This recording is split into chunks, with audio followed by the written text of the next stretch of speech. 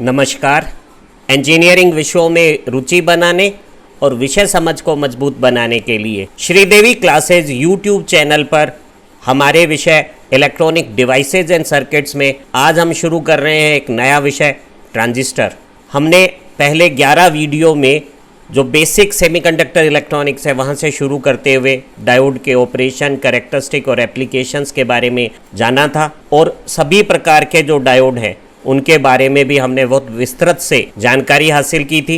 आज शुरू करते हैं ट्रांजिस्टर के basic function transfer of register से। तो शुरू करते हैं आज की वीडियो। ट्रांजिस्टर की खोज का श्रेय 3 वैज्ञानिकों की एक टीम को दिया जाता है जिसके सदस्य थे doctor William Shockley, Walter Bretton और जॉन बार्डिन, और स्थान था अमेरिका की बेल लेबोरेटरी। और भारत की आज़ादी के साल में दिसंबर 1947 में इस 3 टर्मिनल के ट्रांजिस्टर डिवाइस ने हमारी इलेक्ट्रॉनिक्स की दुनिया को बदल डाला। इसने वो काम कर दिखाया, एम्प्लीफिकेशन की एक्शन, जो एक वैक्यूम ट्यूब डिवाइस ट्रायोड कर रहा था, और इससे हमारी जो सर्किट्स हैं उनके साइज़ छोटे हो गए और दक्षता और कार्यकुशलता बढ़ गई। जो ट्रांजिस्टर की खोज है उसने आगे विस्तार पाके इंटीग्रेटेड सर्किट और आज की तारीख में जो वेरी लार्ज स्केल इंटीग्रेशन है VLSI, इस खोज ने 1970 के आसपास एक बहुमंजिले भवन में जो एक बहुत पावरफुल सुपर कंप्यूटिंग हाउस हुआ करता था उससे ज़्यादा पावरफुल कंप्यूटिंग फैसिलिटी हमारी पॉकेट में एक मोबाइल फ़ोन के ज़रिए पहुंचा दी है। तो ज़रा समझते हैं कि ये ट्रांजिस्टर क्या संरचना है। तो एक ट्रांजिस्टर है वो 3 लेयर है, क्रमशः P, N और P प्रकार की डोपिंग की, या 2 N और बीच में एक P डोपिंग की NPN प्रकार की 3 डॉप्ड लेयर्स हैं जिनके बीच में 2 जंक्शन बन रहे हैं, एक एमीटर बेस के बीच में और एक कलेक्टर बेस के बीच में। और ये जो 3 टर्मिनल है इनके नाम एमीटर, बेस और कलेक्टर हैं। अगर ये लेयर में 2 P और 1 N है तो ऐसे ट्रांजिस्टर को हम PNP ट्रांजिस्टर कहते हैं, और अगर 2 N और बीच में P है तो ऐसे ट्रांजिस्टर को हम NPN ट्रांजिस्टर कहते हैं। तो एक ट्रांजिस्टर है वो 3 लेयर का, 2 जंक्शन का और 3 टर्मिनल का डिवाइस है। चाहे PNP ट्रांजिस्टर हो या NPN ट्रांजिस्टर हो, इन तीनों परतों में एक बाहर की परत में हाईएस्ट डोपिंग होती है। इस सतह को हम या इस लेयर को हम एमीटर लेयर कहते हैं, और इसका कार्य है वो उन आवेशवाहकों को आगे वर्किंग के लिए एमिट करना या भेजना है, इसलिए इसे एमीटर कहते हैं। एक दूसरी तरफ जो बाहर की लेयर है PNP ट्रांजिस्टर में P प्रकार की और NPN ट्रांजिस्टर में N प्रकार की, जिसमें डोपिंग तो एमीटर से कम है लेकिन आकार सबसे बड़ा है। इस लेयर को हम कलेक्टर लेयर कहते हैं, और इसका जो भौतिक आकार है वो इसलिए बड़ा बनाया हुआ है क्योंकि कार्य के दौरान इसमें सबसे अधिक ऊष्मा उत्पन्न होती है, और ऊष्मा को बाहर निकालने के लिए इसका जो बड़ा भाग है, आकार बड़ा, वो हमारी मदद करता है और ट्रांजिस्टर को सुरक्षित रखता है। जो ट्रांजिस्टर में ये जो बीच का भाग है, PNP ट्रांजिस्टर में ये N प्रभाग और NPN ट्रांजिस्टर में ये P प्रभाग, इसे हम आधार या बेस कहते हैं।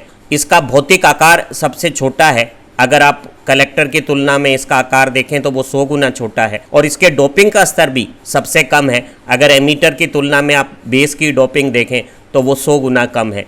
तो बेस की डोपिंग और साइज़ सबसे छोटा है, एमीटर की डोपिंग सबसे ज़्यादा है और कलेक्टर का साइज़ सबसे बड़ा है। एक PNP या NPN ट्रांजिस्टर को इस नीले घेरे में जो प्रतीक चित्र बना हुआ है, सिंबॉलिक प्रेजेंटेशन बना हुआ है, उससे प्रदर्शित करना पसंद करते हैं। इसमें ये जो बीच की कम डोपिंग, और आप देखिए फिजिकली इसके कुल आकार की तुलना में इसका आकार काफ़ी छोटा है। जो बीच का टर्मिनल है हमारा, उसे एक क्षैतिज रेखा पे लंब समद्विभाजक से प्रदर्शित करते हैं, और ये B फॉर बेस, ये बीच का आधार भाग हो गया। इसे अब हम ऑनवर्ड स्टडी में बेस भाग कहेंगे, और हमने पहले पढ़ा है कि एक ट्रांजिस्टर की संरचना में बेस का भौतिक आकार भी छोटा है और डोपिंग का स्तर भी सबसे कम है। अब यहाँ 2 इंक्लाइंड लाइनें हैं, और इन इंक्लाइंड लाइन में से एक पे हमने, जिसे एमीटर बोलते हैं, उस पे हमने तीर लगाया है, और जिस पे तीर लगाया है वो एमीटर हो गया, और जिस पे तीर नहीं है वो स्पष्ट है कि तीसरा टर्मिनल कलेक्टर हो गया है। अब इस तीर की जो दिशा है वो P प्रभाग से N प्रभाग की तरफ होती है। तो अगर ये PNP ट्रांजिस्टर है और एमीटर P साइड है तो बेस N साइड होगी, तो तीर P से N ये एमीटर से बेस की तरफ हो गया, और अगर ये एनपीएन ट्रांजिस्टर है तो आप देखिए कि बेस P है और ये एमीटर N है, तो ये तीर P से N की तरफ एमीटर की तरफ बाहर निकलता हुआ हो गया। तो हम एक एमीटर पे जो तीर लगाते हैं उससे ये डिफरेंशिएट हो जाता है कि हमारा जो तीर अगर बेस की तरफ अंदर जा रहा है तो ये PNP ट्रांजिस्टर है, और अगर ये एमीटर की तरफ तीर बाहर आ रहा है तो ये NPN ट्रांजिस्टर है। और जिस लाइन पर तीर लगा है वो टर्मिनल एमीटर का टर्मिनल है और जो दूसरा टर्मिनल है वो कलेक्टर का टर्मिनल है। ये जो तीर की जो दिशा है वो हमारी परंपरागत जो धारा परिपथ में बहेगी उसकी प्रचलित दिशा भी है। तो आसानी से हम याद कर सकते हैं कि ये जो एमीटर परिपथ में जो धारा की दिशा होगी वो ये तीर की दिशा होगी, और इसी आधार पे हमने PNP या NPN ट्रांजिस्टर का ये सिंबॉलिक प्रेजेंटेशन बना लिया है। हम ऐसे 3 टर्मिनल, 3 लेयर और 2 जंक्शन वाले डिवाइस को तकनीकी भाषा में बाइपोलर ट्रांजिस्टर कहते हैं। यहाँ जो शब्द बाइपोलर आया है इसका अर्थ है कि इनकी वर्किंग में दोनों पोलैरिटी के, जो धन पोलैरिटी का जो मेरा होल आवेशवाहक है और जो नेगेटिव पोलैरिटी का ऋण ध्रुवता का जो इलेक्ट्रॉन आवेशवाहक है, दोनों कार्य प्रणाली में बराबर हिस्सा लेते हैं। कुछ ऐसे डिवाइस भी हो सकते हैं जिन्हें हम यूनिपोलर डिवाइस कहते हैं, जैसे हमारा शॉटकी डायोड है जिसमें केवल एक ही तरह के आवेशवाहक पूरे कार्यवाही को संचालित करते हैं, लेकिन हमारे ट्रांजिस्टर में इलेक्ट्रॉन और होल दोनों हमारी पूरी कार्य व्यवस्था को प्रभावित करते हैं, इसलिए इसे हम बाइपोलर डिवाइस कहते हैं। और क्योंकि ये 3 टर्मिनल का डिवाइस है इसलिए ये 3 से ये शब्द ट्राई आ गया, और इसे क्योंकि ये बहुत महत्वपूर्ण काम करता है, आज की वीडियो में हम पढ़ेंगे ट्रांसफर ऑफ रजिस्टर, तो इसका नाम ट्रांजिस्टर हो गया है। और ये हमारे वैक्यूम ट्यूब डिवाइस ट्रायोड का सब्स्टिट्यूट है। थोड़ी और डिटेल में ट्रांजिस्टर को समझते हैं। हमने जाना है कि ये जो 3 टर्मिनल एमीटर, बेस और कलेक्टर वाला डिवाइस है उसमें 3 लेयर और 2 जंक्शन है। एक जंक्शन एमीटर और बेस के बीच में बनता है, इसे हम एमीटर जंक्शन कहेंगे। ये एमीटर अगर P प्रभाग का है और PNP ट्रांजिस्टर में बेस N प्रभाग का है तो ये जो तीर की दिशा है वो P से N एमीटर को प्रदर्शित कर रही है। इसी तरह से यहाँ ये जो हमने नीले फ्रेम में दिखाया है ये एक NPN ट्रांजिस्टर में एमीटर जंक्शन हो गया है। एक दूसरा जंक्शन कलेक्टर और बेस के बीच में बन रहा है जिसे हम यहाँ लाल फ्रेम में दिखा रहे हैं, इसे हम कलेक्टर जंक्शन कहेंगे। तो 2 जंक्शन बनते हैं, एक एमीटर बेस के बीच में और एक कलेक्टर बेस के बीच में। जो एमीटर और बेस के बीच में जंक्शन बना है उसे हम एमीटर जंक्शन कहते हैं, और जो दूसरा जंक्शन कलेक्टर और बेस के बीच में बना है उसे कलेक्टर जंक्शन कहते हैं। हमें मालूम है कि बाहर से बैटरी लगाकर किसी जंक्शन को हम 2 तरह से बायस कर सकते हैं, एक P प्रभाग को पॉजिटिव और N प्रभाग को नेगेटिव देके फॉरवर्ड बायसिंग,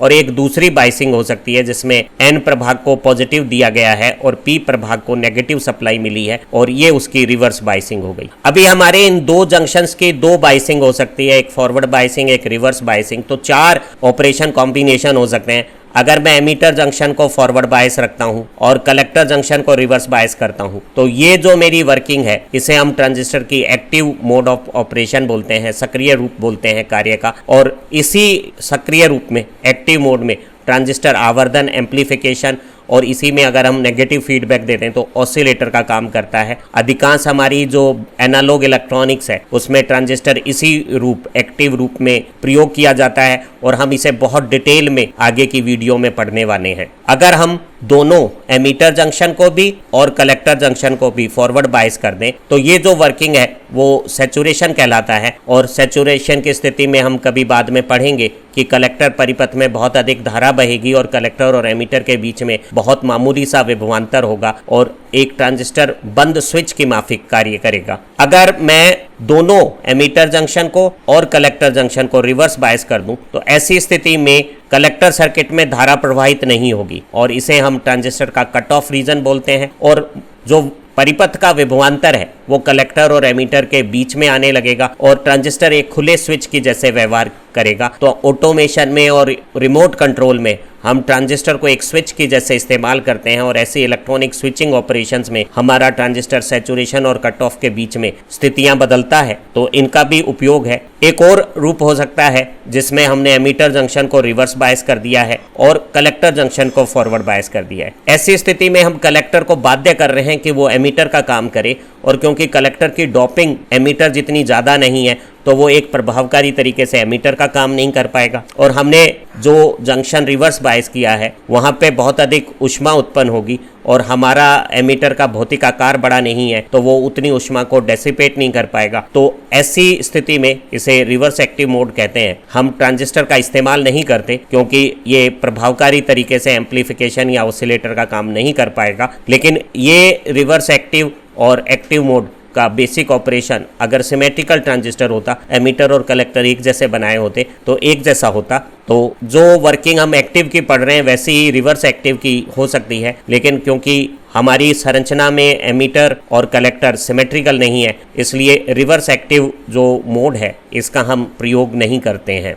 एक ट्रांजिस्टर को एक्टिव ऑपरेशन मोड में समझते हैं। हमने एक पीएनपी ट्रांजिस्टर की जो पी प्रभाग है उसे बेस एन प्रभाग की तुलना में पॉजिटिव पोटेंशियल देकर इस बायस बैटरी VEB से एमीटर और बेस के बीच का ये जो जंक्शन है एमीटर और बेस के बीच का, इसको फॉरवर्ड बायस कर लिया है। ये एक कंस्ट्रक्शन डायग्राम है और ये सिंबॉलिक प्रेजेंटेशन के साथ डायग्राम है। हम समझाने के लिए इस तरह के चित्रों का अधिक उपयोग करेंगे, लेकिन आप विद्यार्थियों से उम्मीद करते हैं कि आप जब अपना विवरण लिखें तो इस तरह के प्रतीकात्मक चित्र बनाकर ही समझाने की कोशिश करें। तो ये जो सर्किट है जिसमें एक पीएनपी ट्रांजिस्टर में ये एमीटर P से N एरो दिखा रहा है, उसमें P साइड को पॉजिटिव और N साइड को नेगेटिव देके हमने एमीटर जंक्शन को फॉरवर्ड बायस कर दिया है। और ये जो दूसरी बैटरी है कलेक्टर और बेस के बीच में, उसमें ये जो P प्रभाग का जो कलेक्टर है उसको नेगेटिव पोटेंशियल देकर और जो N प्रभाग का बेस है उसे पॉजिटिव पोटेंशियल देके रिवर्स बायस कर दिया है। तो अगर एमीटर जंक्शन फॉरवर्ड बायस और कलेक्टर जंक्शन रिवर्स बायस हो तो ये जो PNP ट्रांजिस्टर है उसका एक्टिव मोड हो गया।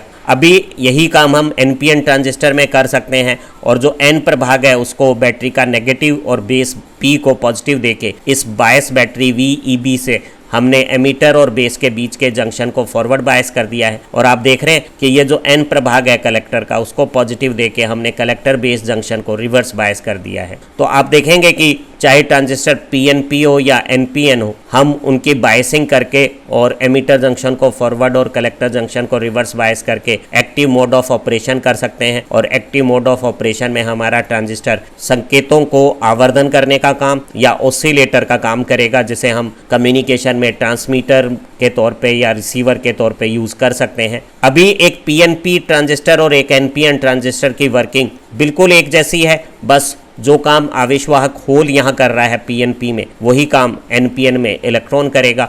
तो अगर हम इलेक्ट्रॉन और होल के जो रोल हैं उनको अगर आपस में अदल बदल दें तो PNP और NPN की जो एक्सप्लेनेशन है, समझाइश है, वो एक ही प्रकार की हो सकती है। तो आगे के अध्ययन में हम दोनों तरह के ट्रांजिस्टर को ना पढ़कर केवल एक ही तरह का ट्रांजिस्टर पढ़ेंगे तो आपको दूसरे के बारे में अपने आप चीज़ें समझ में आ जाएगी। तो आगे की वीडियो में हम पसंद करते हैं कि हम एक PNP ट्रांजिस्टर को एक्टिव मोड में लेकर और उसकी वर्किंग समझते हैं और एक बहुत महत्वपूर्ण बात, इस शब्द का सार पढ़ते हैं, ट्रांजिस्टर शब्द कहाँ कैसे आया ये बात समझते हैं। एक्टिव मोड में ट्रांजिस्टर की वर्किंग समझने के लिए हम जो एमीटर जंक्शन की फॉरवर्ड बायसिंग के असर को और कलेक्टर जंक्शन की रिवर्स बायसिंग के असर को अलग अलग समझते हैं ताकि हमें पूरी बातें ठीक से समझ में आ जाएं। तो हमने एक एमीटर, एक PNP ट्रांजिस्टर में P प्रभाग के एमीटर को सप्लाई का पॉजिटिव एंड देके और N प्रभाग को नेगेटिव सप्लाई का एंड देके फॉरवर्ड बायसिंग कर दी है। और हमें पता है कि ये जो काली रेखा अनबायस्ड मोड में अवक्षय परत की चौड़ाई बता रही थी और ताकत बता रही थी, वो अग्र अभिनीति में ये लाल लाइन बता रही है कि वो सिकुड़ गई है, क्योंकि अग्र अभिनीत बैटरी दोनों तरफ आवेशवाहकों को संधि की तरफ भेजकर अवक्षय परत को कमजोर कर देती है। जैसे हमने कभी फॉरवर्ड बायस PN जंक्शन के बारे में पढ़ा है, फिर बिल्कुल वैसा ही घटनाक्रम हो गया है। और अब हमें पता है कि दोनों तरफ P में होल का बहुल्य है और N में इलेक्ट्रॉन का बहुल्य है, तो दोनों तरफ के जो बहुसंख्यक हैं वो अपनी संख्या प्रवणता के कारण विसरण करते हुए अग्र अभिनीति में धारा बनाते हैं। जब हमने ट्रांजिस्टर की संरचना की है तो एमीटर के भाग की डोपिंग का स्तर बेस की भाग की डोपिंग की तुलना में 100 से भी ज़्यादा गुना अधिक रखा है। तो ऐसी स्थिति में ये जो विसरण हो रहा है बहुसंख्यकों का इस एमीटर जंक्शन के आर पार, उसमें दोनों की साझा बराबर नहीं होगा। एमीटर के आवेशवाहक जो यहाँ P प्रभाग का एमीटर है होल, उनकी संख्या इस विसरण में अधिक होगी और जो बेस के बहुसंख्यक हैं उनकी संख्या इस विसरण में कम होगी।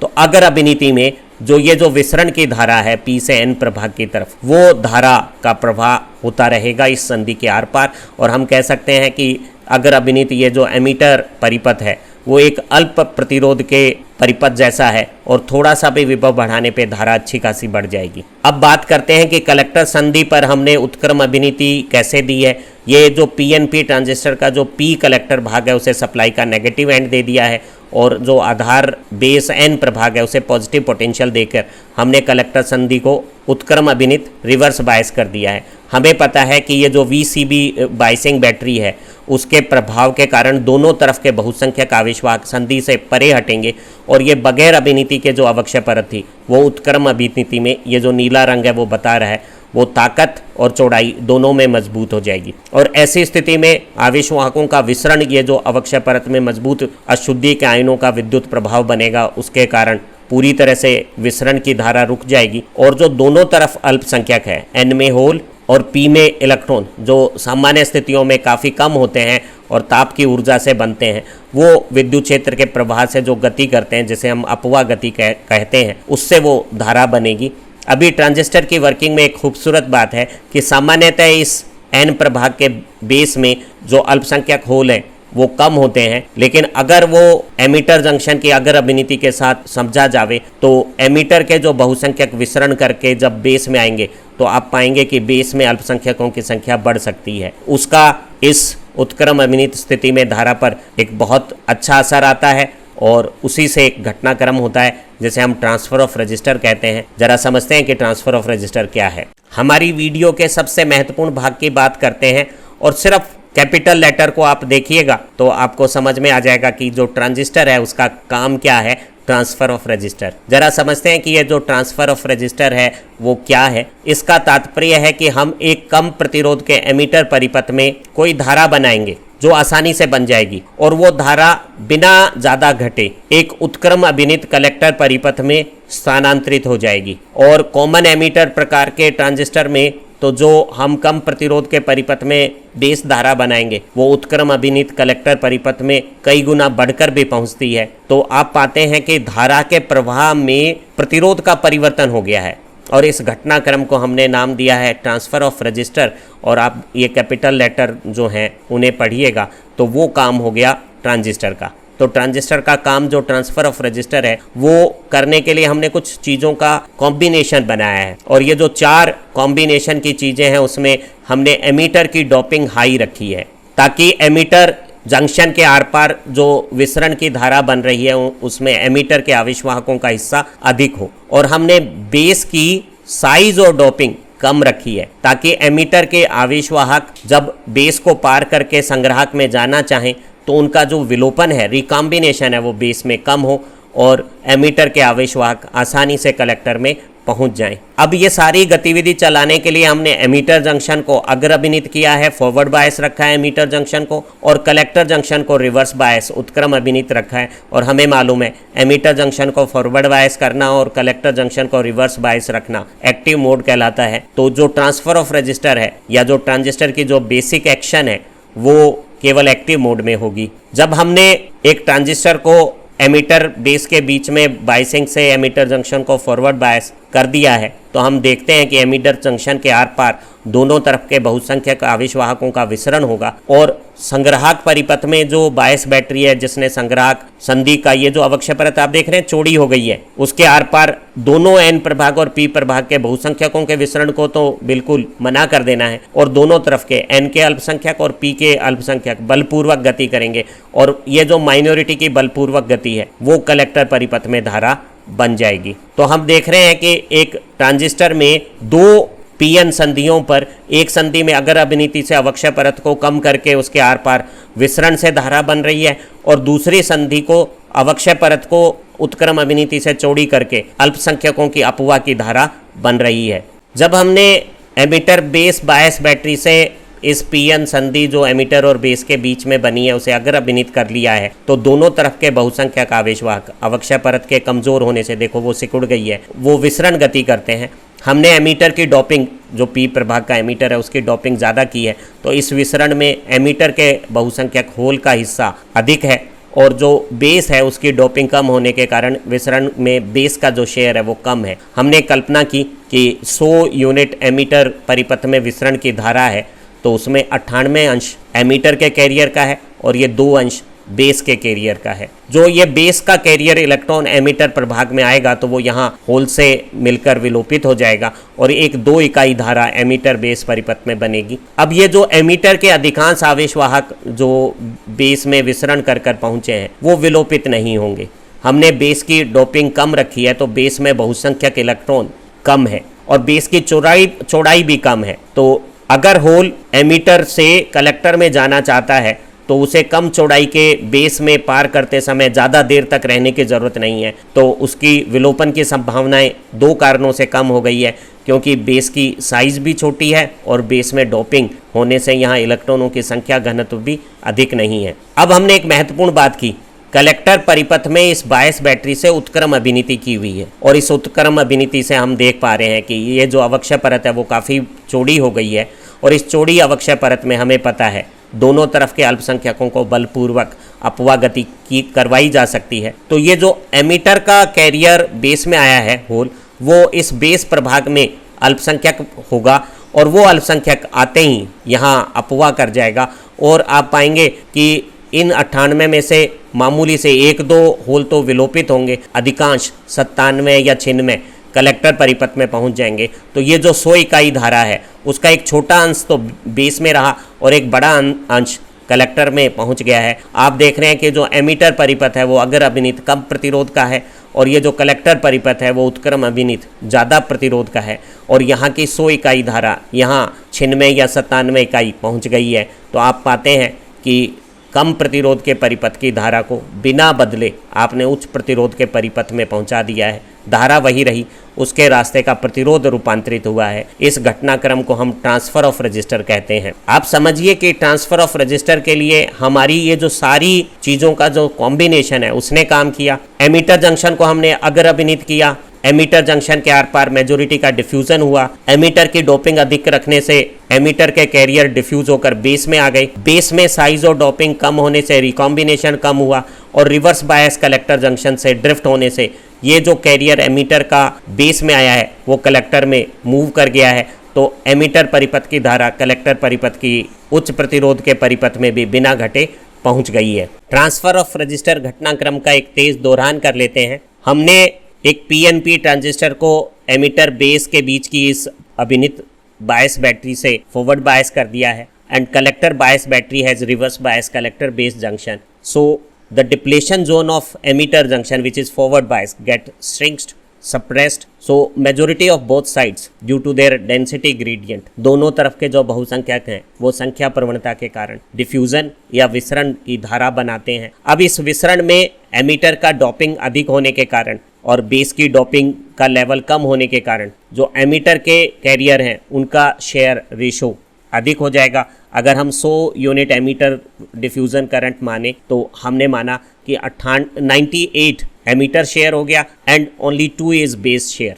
Now base and collector junction is reverse bias, so due to this bias battery the depletion zone get strengthened और जो इंक्रीज्ड रिवर्स बायस की अवक्षय परत है उसके विद्युत प्रभाव ने इस संधि के आर पार बहुसंख्यकों की गति को पूरी तरह से रोक देना है। So there won't be any diffusion of majority across this reverse bias collector junction and this same strong electric field of impurity ions in depletion zone create force on minority and generate drift current. Normally this drift current is small because minority numbers are small, but due to this combination of transistor action where emitter diffuse so many minority carrier in base, whole of p side when reach by diffusion in base n side, they are now minority in n side and all those minorities have a chance to drift towards collector. तो ये जो emitter से विसरण हुए बहुसंख्यक के रूप में जो होल n प्रभाग बेस में पहुंचे हैं वो n में अल्पसंख्यक हैं और इन अल्पसंख्यक होल का अधिकांश हिस्सा कलेक्टर में ड्रिफ्ट द्वारा धारा बना लेता है। तो हम पाते हैं कि ये जो 98 होल विसरण हुए हैं उसमें से 1 या 2 यहाँ विलोपन होंगे और अगर 2 होल विलोपित हो गए हैं तो ये 2 होल जो विलोपित हुए और 2 जो बहुसंख्यक के तौर पे इलेक्ट्रॉन ने विसरण करके यहाँ पी साइड के होल के साथ विलोपन करके जो धारा बनाई है ये 4 इकाई तो बेस धारा हो गई और 100 में से 4 बेस में पहुंच गई और इस 98 में से 2 विलोपित हो गए। तो 96 जो होल है वो माइनॉरिटी की अपवा धारा के रूप में कलेक्टर परिपथ की धारा हो गई। तो आप पाते हैं कि कम प्रतिरोध के परिपथ की धारा बिना घटे उच्च प्रतिरोध के परिपथ में रूपांतरित हो गई है. We hadn't changed the current level but the resistance to the flow of current has transferred. So this is action of transistor, transfer of resistor, and if I spell only capital letter then it gives me the name of the device, that is transistor. So this is basic action of transistor, transfer of resistor, and the same transfer of resistor is become source of amplification. So in next videos we will learn how transistor act as an amplifier. उत्तरी राजस्थान के हनुमानगढ़ जिला मुख्यालय से शुरू किए गए इस YouTube channel Sridevi classes का उद्देश्य विद्यार्थियों में साइंस और इंजीनियरिंग के लिए रुचि बनाना है. अनुभवी और दक्ष अध्यापकों ने इलेक्ट्रॉनिक्स का लगभग सारा सिलेबस तैयार कर देना है. इसमें स्टैंडर्ड पाठ्य सामग्री के साथ वैज्ञानिक तरीकों से प्रयोग किया गया है. चैनल से समझ तो सुधरेगी ही, आपका समय भी बचेगा. परीक्षा से पूर्व अच्छे अंक लाने और तेज रिवीजन करने के लिए भी वीडियो का कार्य अच्छा है. हिंदी भाषा में सर्वश्रेष्ठ ई लर्निंग मटेरियल आपके सामने पेश है. ज्ञान बांटने से बढ़ता है. इसे अपने साथियों के साथ शेयर करें. आप अच्छा पढ़ें, कामयाब बने. Happy learning.